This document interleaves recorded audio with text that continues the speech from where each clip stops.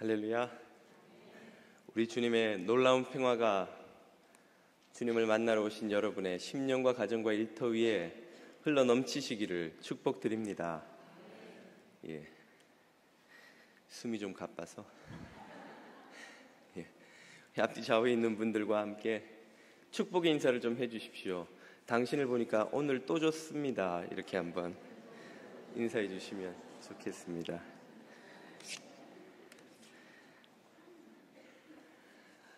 오늘 우리에게 주시는 말씀은 베드로후서 3장 말씀입니다.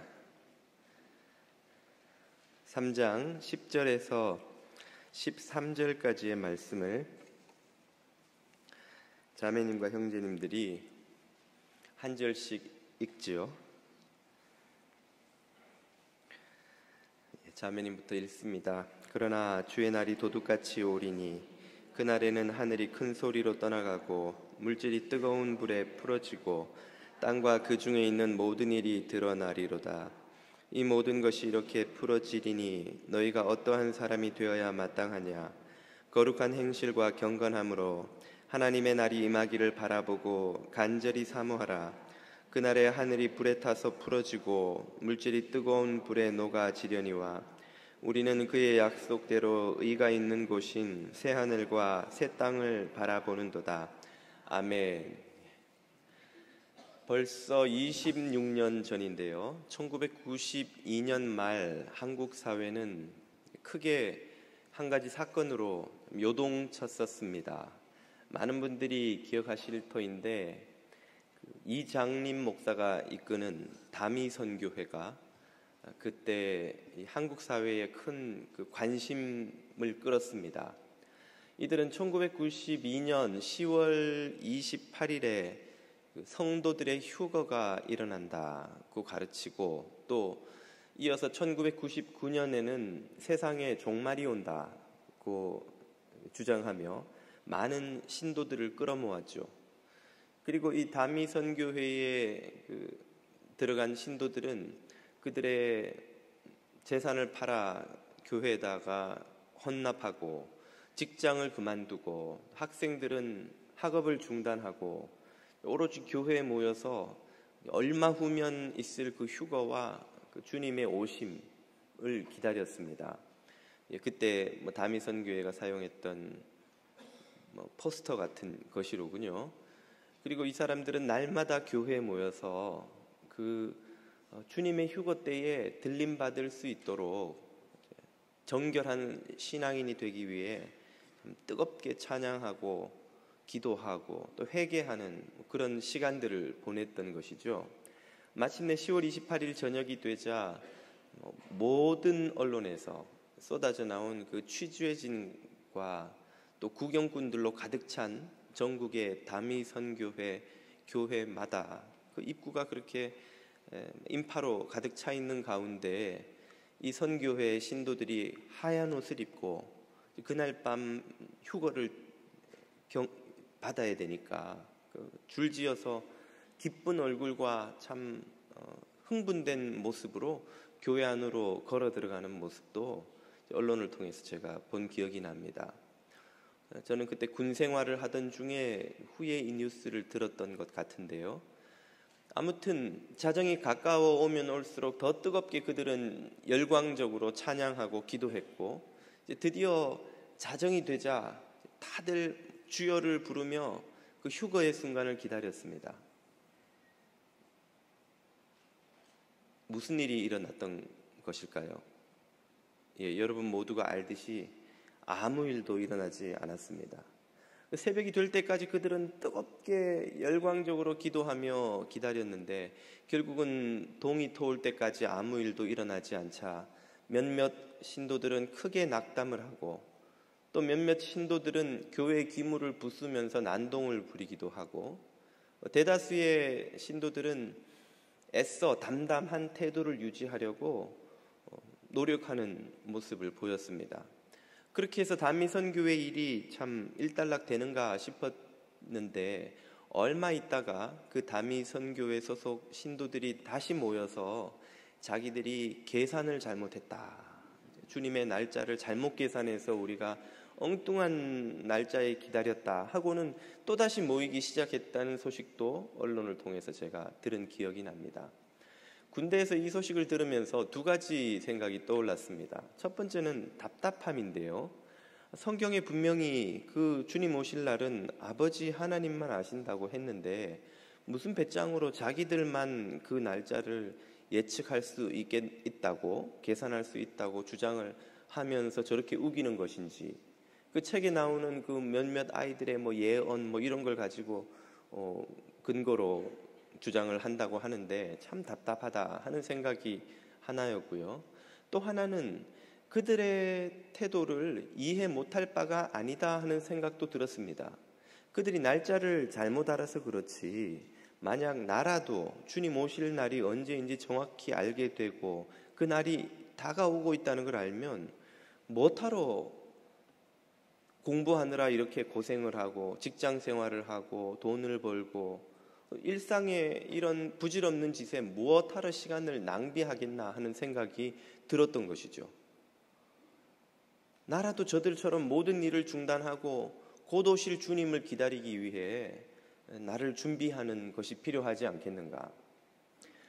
그런 생각을 했었던 것이 제 생각에는 아마 저 혼자만은 아니지 않았을까 하는 생각이 듭니다. 이 다미선교회의 모습은 우리 한국 그리스도인들뿐 아니라 현대를 살아가는 모든 그리스도인들의 모습 속에서 찾을 수 있는 모습입니다. 사실은 그렇게 극단적으로 행동하지는 않더라도 우리 마음속에는 그 주님 오심을 기다리는 삶에 이런 공부하고 돈 벌고 하는 일상생활들이 그저 나를 생계를 있게 해주는 것 외에 무슨 큰 의미가 있을까 하는 그 의문들이 자리 잡고 있는 것이죠. 왜 다미선교회 같은 이들이 출현하는 것이고 왜 그런 이들의 생각이 우리 속에서도 다른 형태로 여전히 남아 있게 되는 것일까요? 왜 다미선교회 사람들은 또다시 모이게 되고 왜 그와 유사한 종말론 단체들이 지금도 여기저기서 아직도 생겨나서 사라지지 않은 채 계속되고 있는 것일까요? 그것은 우리 기독교인들이 가지고 있었던 전통적인 구원관 때문이라고 말씀드릴 수 있습니다. 전통적으로 우리가 구원이라고 말할 때 가지고 있는 생각은 어떤 것입니까?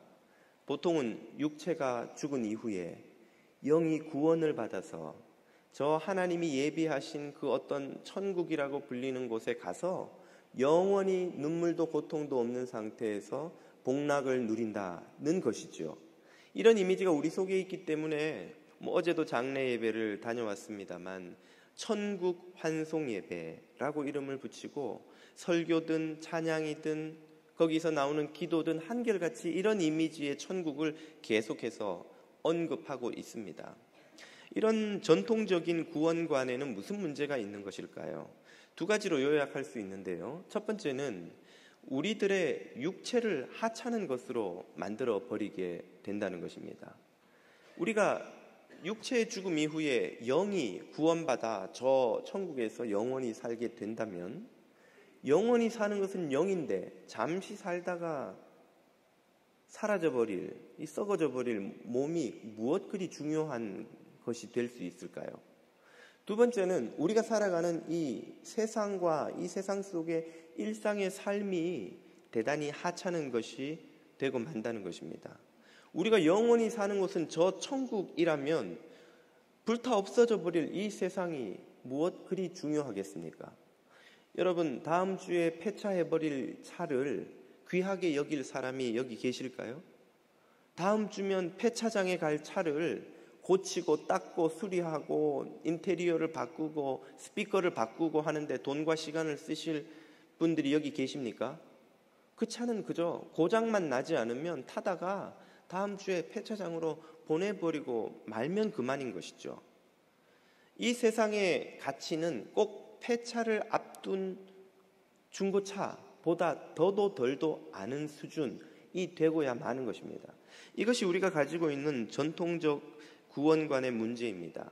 이 구원관은 하나님께서 선하게 창조하시고 보시기에 심히 좋았다고 하신 그 세상의 가치를 대단히 하찮은 것으로 만들어버리고 맙니다.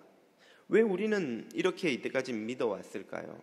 다시 두 가지를 말씀드릴 수 있을 텐데요. 첫 번째 이유는 제가 거듭 말씀드린 것처럼 초대교회부터 기독교 신학에 침투해 들어온 이 헬라의 이원론 사상이라고 할 수 있습니다.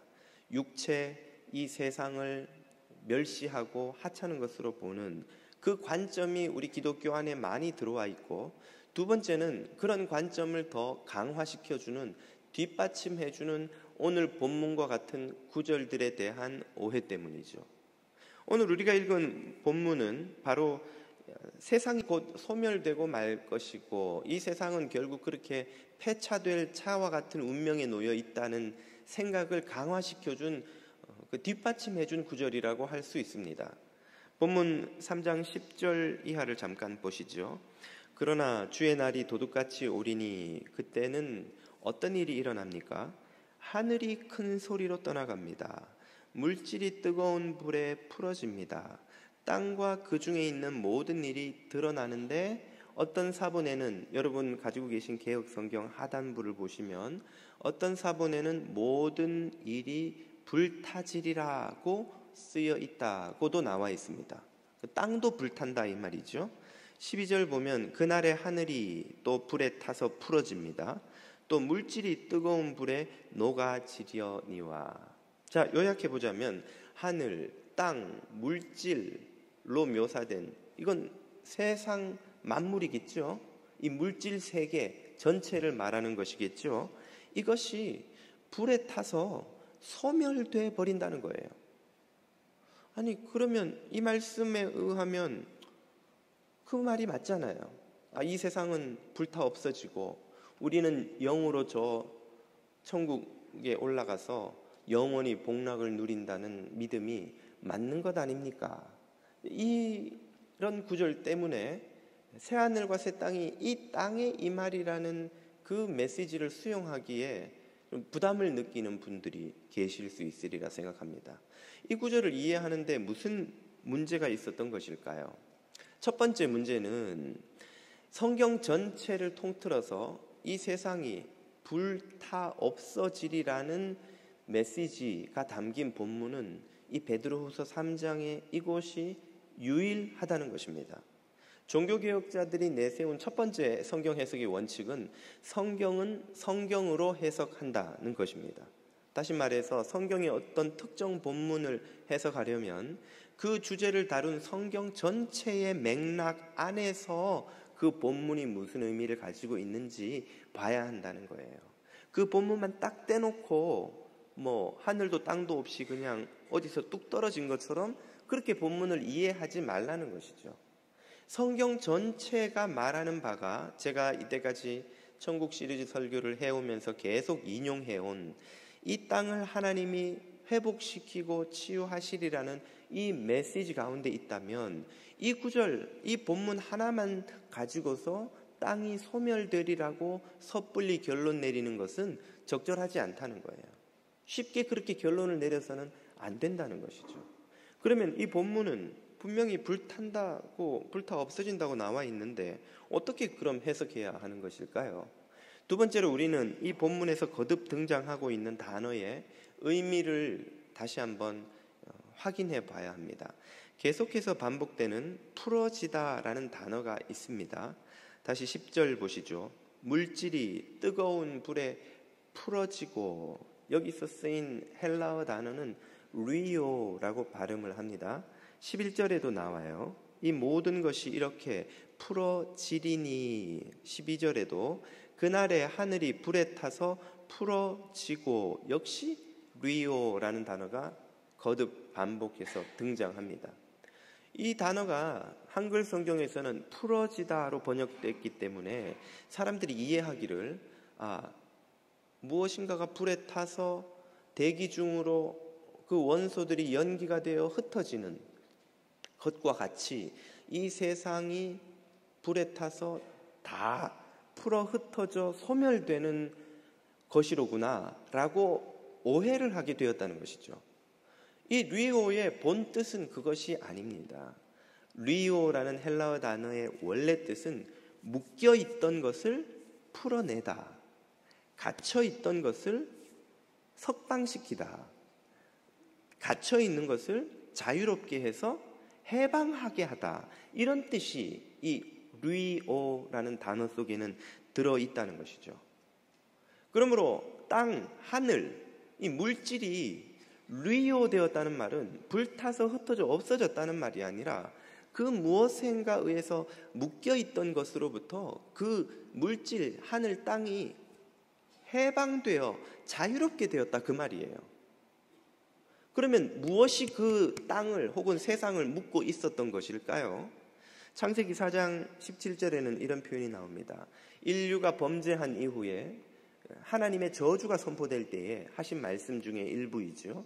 아담에게 이르시되 땅은 너로 말미암아 저주를 받고, 땅이 지금 무엇에 묶이게 되었다는 말이에요? 저주에 묶이게 됐다는 말이에요.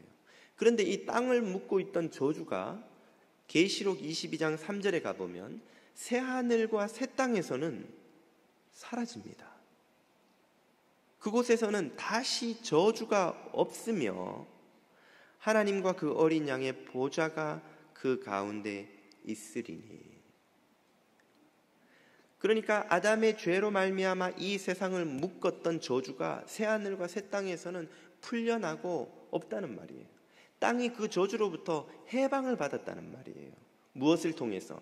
바로 우리가 베드로후서 3장을 통해 보고 있는 이 마지막 때의 심판의 불에 의해서 땅이 해방을 받았다는 말입니다. 여기서 우리는 땅을 태웠다고 묘사되었던 이 불의 기능을 한번 생각해 볼 필요가 있어요.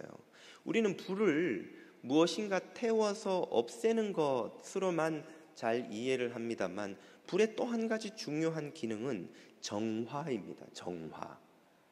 여러분, 잠언 3장에 보면 정금과 같이 금을 단련하는 비유가 나오죠. 금은 어떻게 해서 단련합니까?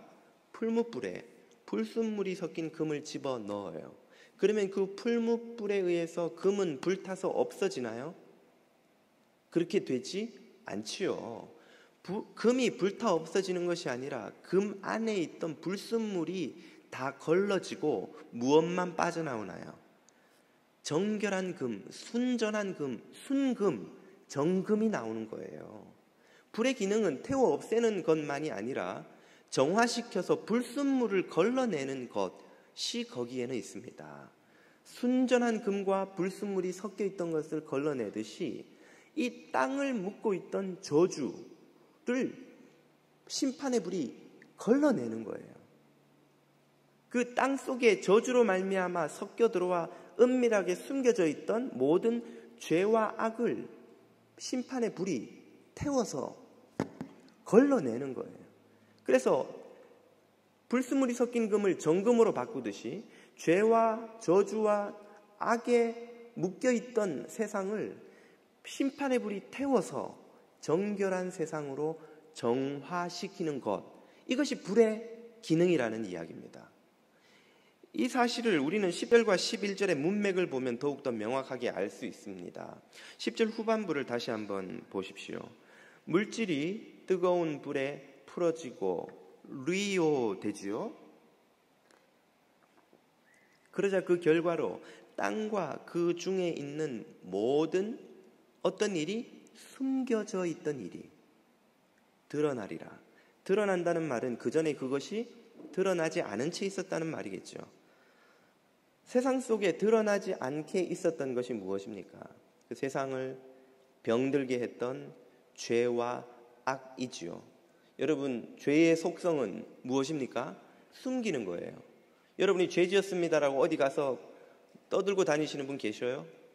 죄는 사람들이 보지 않는 곳에서, 은밀한 곳에서 짓고 또 그것은 할 수만 있으면 은밀하게 숨기죠. 수많은 죄와 악이 이 세상 가운데 숨겨져 있습니다. 그게 다 드러난다는 거예요. 자, 여기에서 리오라는 단어를 어떻게 해석하는 것이 더 문맥을 자연스럽게 만드는지 한번 보십시오.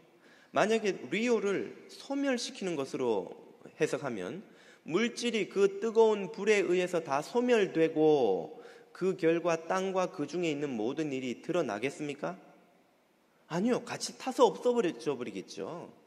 불이 모든 것을 소멸시킨다면 땅도 소멸되고 땅 속에 숨겨져 있던 그 은밀한 것들도 다 같이 소멸돼 버리겠죠. 그러므로 대단히 어색한 문장이 돼 버리는 거예요.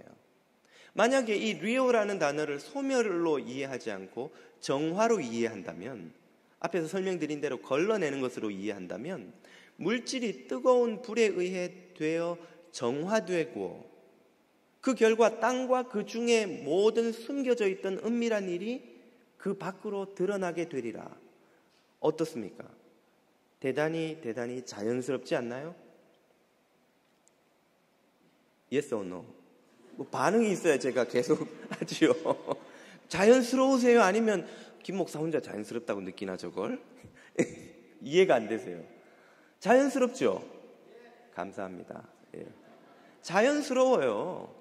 이 단어를 정화시킨다고 해석을 해야 그 뒤에 모든 숨겨진 것이 드러난다는 말이 자연스럽게 이해가 되는 거예요. 이것은 바로 다음에 오는 11절을 보면 더욱더 명확해집니다. 11절 한번 보십시오. 이 모든 것이 이렇게 풀어지리니, 다시 한번 리오 되리니 라고 나오죠. 이 리오가 되면 그 결과로, 원인이 나왔으니까 결과가 나옵니다. 너희가 어떠한 사람이 되어야 마땅하냐? 거룩한 행실과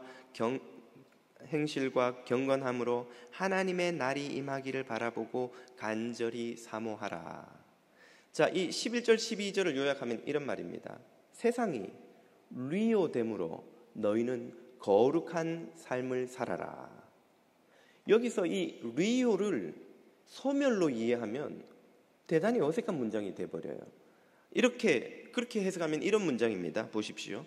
이 모든 세상이 이렇게 불에 타 소멸되고 없어지리니 너희가 거룩한 사람이 되어라. 세상이 불타 없어지는 것하고 우리가 거룩하게 사는 것이 무슨 인과관계가 있습니까? 세상이 불타 없어지든 말든 우리가 왜 거룩한 사람이 되어야 되는 거예요? 이것은 비유하자면 이런 말입니다. 이 차는 다음 주에 폐차시킬 거니까 너희는 이 차를 잘 관리하여라. 예?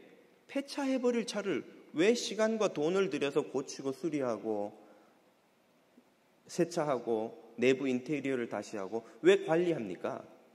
폐차할 차는 그럴 필요가 없는 거예요.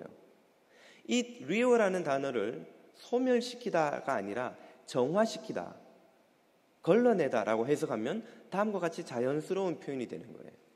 이 모든 세상이 이렇게 정화되어 은밀한 죄에 숨겨져 있던 것이 다 드러나게 되리니 너희는 거룩한 사람이 되어라. 이 문장은 어떠세요?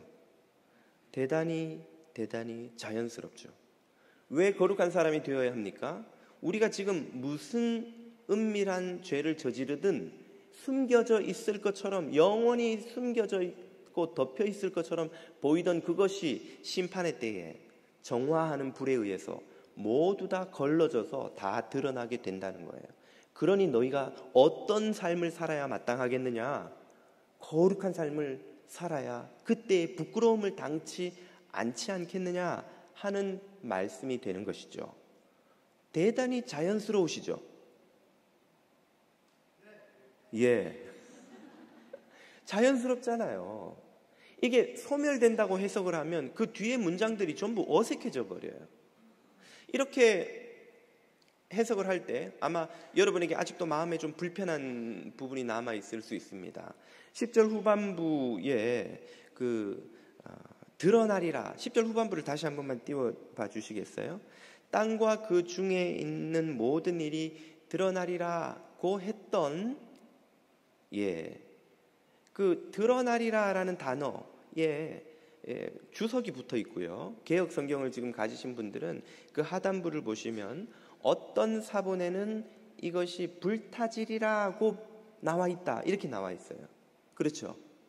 요즘 다 컴퓨터 성경을 들고 다니셔서 각주가 안 붙어 있는지 모르겠습니다. 아무튼 왜 어떤 사본에는 드러나 있는데 어떤 사본에는 불탄다고 나와 있는 것일까요?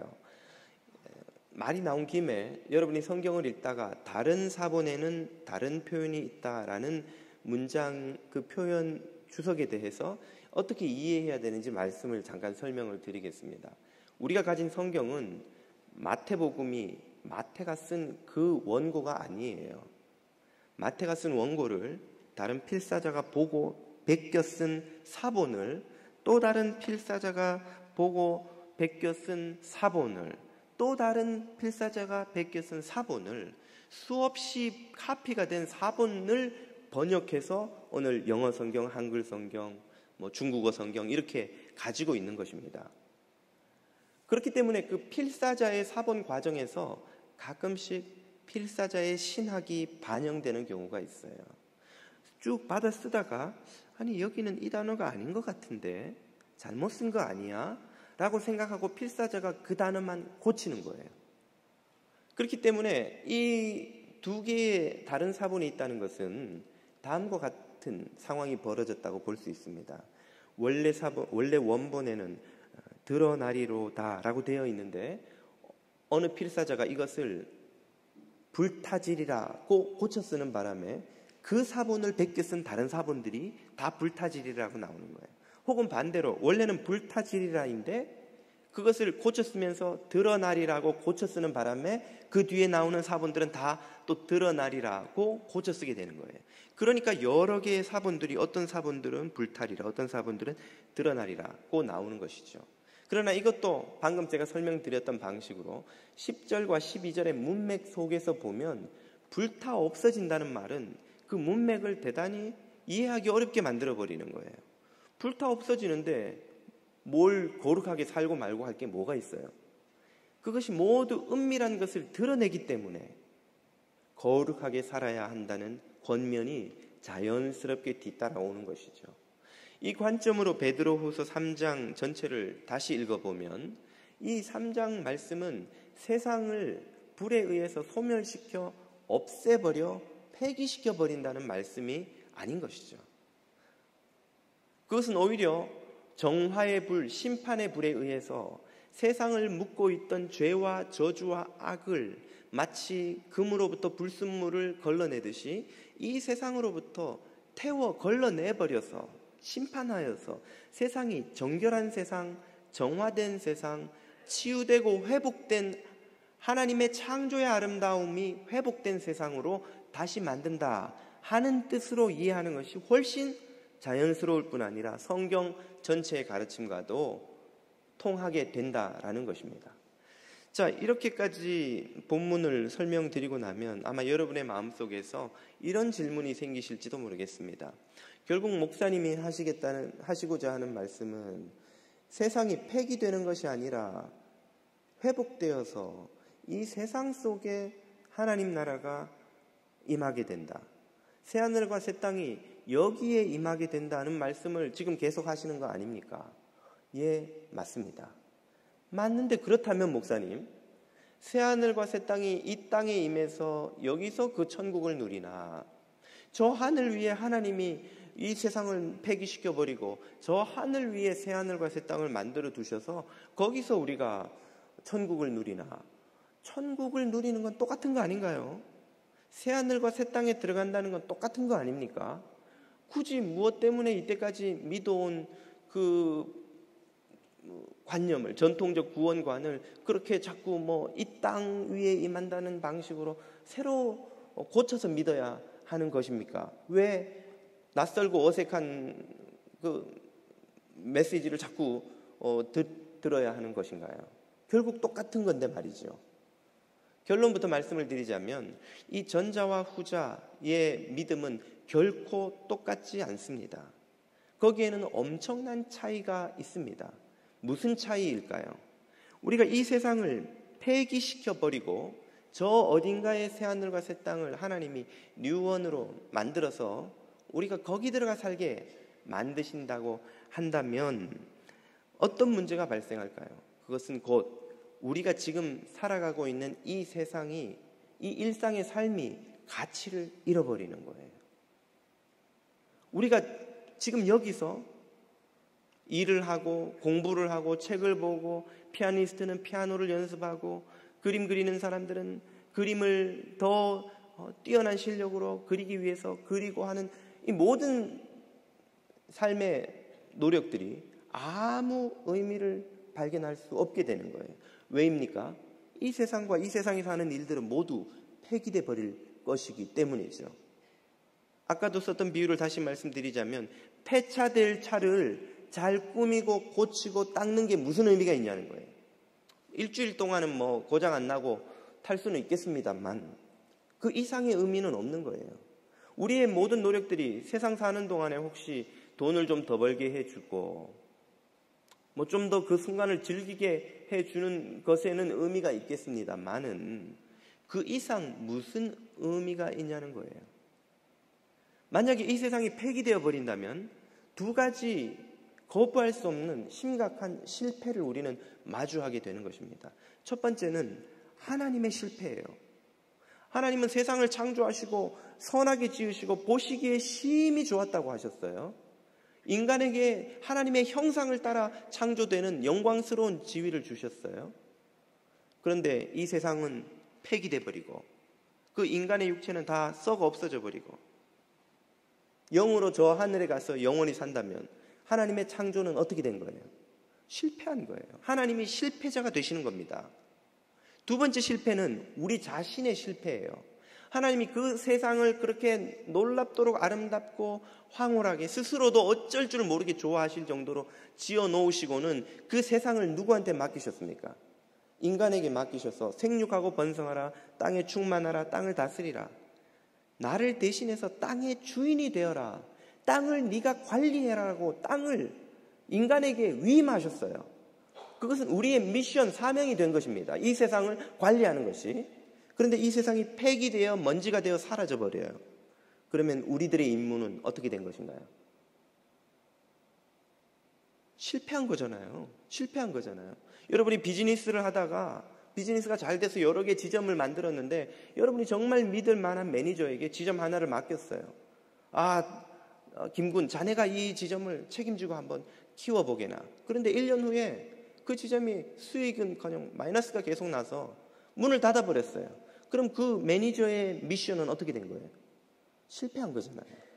똑같은 거예요. 우리가 이 세상을 관리할 미션을 받았는데 이 세상이 먼지가 되어 사라져버려요.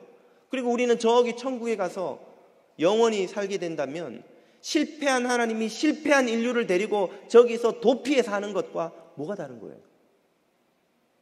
성경이 말하는 그 위대한 창조는 실패했어요. 인류의 그 위대한 세상을 관리할 책임은 실패한 게 되는 거예요. 그러므로 세상이 폐기되든 세상을 회복시켜서 쓰든 천국에 가기만 하면 된다는 생각은 심각한 차이를 가지고 오는 결코 같은 생각이 아닌 거라는 말이죠. 반대로 이 세상을 하나님께서 폐기하시는 대신에 정화시키시고 치유하시고 또 회복시키셔서 이 땅 가운데 새하늘과 새 땅이 임하게 하신다는 이 성경의 가르침을 믿고 받아들일 때에 어떤 변화가 생기는 것입니까? 오늘 우리들의 일상이 놀랍도록 위대한 가치를 회복하는 거예요. 오늘 우리들의 일상은 폐차되어 버릴 차를 돌보는, 닦고 조이는 게 아니에요. 앞으로 영원토록 타고 다닐 차를 고치고 치유하고 회복하는 것이죠. 우리들의 일상은 이미 그러므로 이 땅 위에 새하늘과 새 땅이 임한다는 것을 우리가 깨달을 때에 영원의 삶과 연결되는 것입니다. 몇 주 전에 제가 인간의 부활에 대해서 설명을 드리면서 지금 현재 우리들의 몸은 부활의 몸과 단절성과 연속성을 모두 가지고 있다고 말씀을 드렸죠. 똑같은 일이 지금 이 세상에서의 일상의 삶 속에서도 적용이 됩니다. 우리들의 삶은 영원한 새하늘과 새 땅에서의 삶과 단절성과 연속성을 모두 가지고 있어요. 무엇은 단절됩니까? 우리들의 삶 속에 숨겨져 있는 모든 죄와 악과 세상을 묶고 있는 저주는 심판에 의해서 모두 불타 소멸될 것입니다. 단절되는 거예요. 이 세상을 병들게 하고 착취하고 이 세상의 모든 악과 죄와 가난과 싸움과 빈곤과 전쟁을 가지고 오는 모든 일들은 심판의 불에 의해서 모두 불타고 단절될 것입니다. 그러므로 새하늘과 새 땅에는 무엇이 없다고요? 눈물도, 애통도, 죽음도, 사망도, 병듦도, 죄가 가지고 온 어떤 저주의 징후도 새하늘과 새 땅에선 더 이상 남아있지 않을 거라고 계시록이 선포하시죠. 그것은 분명한 단절성이에요. 반면에 우리가 이 땅에, 이 세상에서, 이 일상 속에서 하나님의 나라를 세우기 위해, 거룩한 하나님의 영광을 위해 이 세상을 치유하고 회복시키기 위해 하는 모든 일들은 새하늘과 새 땅이 완성되어 영원한 삶이 시작될 때에도 그대로 연속될 것이라는 말입니다. 우리가 왜 공부해야 합니까? 공부를 열심히 해서 돈을 좀 더 벌기 위해서? 그러면 돈을 더 벌어다 주지 않는 공부는 아무 소용이 없잖아요. 그냥 알매 욕구를 충족시키기 위해서, 독서 자체가 즐거우니까, 그것도 물론 뭐 소소한 의미는 있겠죠. 언제까지 있습니까? 죽을 때까지 뿐이잖아요. 그러나 우리가 오늘의 일상이 영원과 맞닿아 있다는 것을 깨닫게 되면 오늘 우리가 하는 모든 공부, 모든 직업생활, 모든 피아니스트들의 연습과 모든 아티스트들의 노력과 모든 IT를 공부해서 그 분야를 연구하는 모든 이들의 노력이 영원한 삶의 준비 과정이며 이 병든 세상을 치유하고 회복시키는 하나님의 구원 역사의 일부가 되어서 계속해서 쓰이게 될 것이라는 것을 믿을 수 있게 되는 것입니다. 오늘 우리들의 삶은 엄청난 가치를 가지고 있는 거예요. 세상을 회복시키는 성도들의 모든 일은 단 하나도 무의미한 헛된 일이 없는 것입니다. 그래서 사도 바울은 고린도전서 15장에서 부활의 새 삶에 대한 긴 설명을 마친 후에 다음과 같이 결론을 내리고 있는 거예요. 고린도전서 15장 58절입니다. 그러므로 내 사랑하는 형제들아, 당부하는데 건실하며 흔들리지 말고 항상 주의 일에 더욱 힘쓰는 자들이 되라. 왜냐하면 이는 너희 수고가 주 안에서 헛되지 않을 줄 알미라. 아멘. 오늘 여러분이 이 병든 세상을 치유하고 회복시키고 정화시키는 모든 노력들이 하나도 헛되지 않고 영원의 삶에 무한한 의미를 가지고 연결되어 있다는 것을 믿으시기를 바랍니다. 그래서 영국의 제3세계 빈국들의 빈곤 문제, 구호 문제를 지원하는 크리스찬 에이드라는 단체가 있습니다. 이 단체 슬로건이 아주 재미가 있어요. 우리는 죽음 이전의 삶을 믿는다. 이것이 이 단체 표어입니다. 보통 전통적인 우리 그리스도인들의 믿음은 죽음 이후의 삶이었어요. 우리는 죽음 이후의 삶을 믿어왔어요. 그 죽음 이후의 삶의 무한한 가치에 비해 오늘 우리들의 일상, 죽음 이전의 삶은 상대적으로 대단히 낮은 가치를 가지거나 심지어는 아주 무가치한 수준까지 때로는 떨어져 왔던 것이죠. 그러나 이 크리스천 에이드는 기독교 기반의 단체임에도 불구하고 죽음 이전의 삶을 믿는다는 거예요. 죽음 이전의 삶이 죽음 이후의 삶 못지않은 영원한 가치를 가지고 있기 때문에, 그러므로 그들은 온 힘을 다해서 제3세계 빈국들의 빈곤 퇴치와 질병 퇴치와 사회의 불의를 바로잡는 일들에 그들의 모든 에너지를 다 쏟고 있는 것이죠. 그리스도인들이 이 땅에서 선을 행하거나 약자를 돕거나 빈곤, 질병, 여러 가지 사회적 문제들을 다룰 때에 내가 이렇게 하는 것이 하나님 앞에 칭찬받고 상급을 받겠지 하는 개인적 차원, 혹은 예수 그리스도를 닮아가는 성숙해져가는 과정이지 하는 차원도 물론 의미가 있겠으나, 성경은 그런 삶에 그 이상의 의미가 있다는 걸 우리에게 깨우쳐 주는 거예요. 그것은 곧 하나님이 이 세상을 치유하고 회복시키는 구원 역사를 행하시는 데에 동참하여 쓰임 받고 있다는 것이죠. 하나님이 회복시키는 세상에 우리도 함께 뛰어들어 그분의 명을 받아 세상을 회복시키고 있는 거예요. 그리고 그 회복의 결과는 영원한 삶과 영원한 새하늘과 새 땅에서의 삶과 맞닿아 있는 것이죠. 그 회복은 하나님이 이루실 완성을 준비하는 것이기도 한 것입니다.